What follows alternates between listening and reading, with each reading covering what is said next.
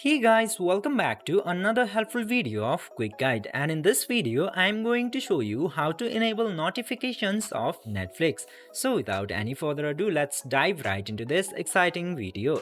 In order to enable the notifications of Netflix, you just simply have to tap a while into your Netflix application. Then after that, this I button will appear besides the Netflix app name. Just simply click into that I button and it will lead you to the app information section into the settings.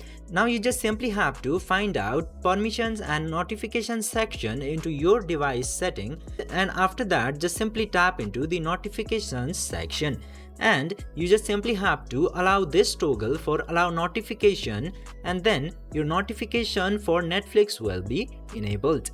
By following these very easy steps, you can easily enable the notifications for Netflix.